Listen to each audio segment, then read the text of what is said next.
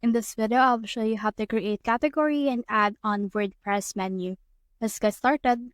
In order to do that, what we can do is we can first head over right here to our products, click on our categories right here, and then let's first create a category. Now, let's name this winter right here. And then the slug is also winter. And you can also choose a parent category and add in here a description and all of that. So for this one, I don't have to put in here those things. I'll just leave them blank. Click on this add new category right here in order to save that. As you can see, here it is right here.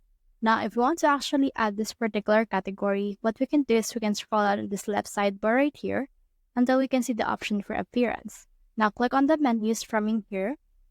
And then what we can do is we can add menu items. So we have this right here. This is our menu. So what we can do is we can add this category. Let's just expand it. Click on this view all.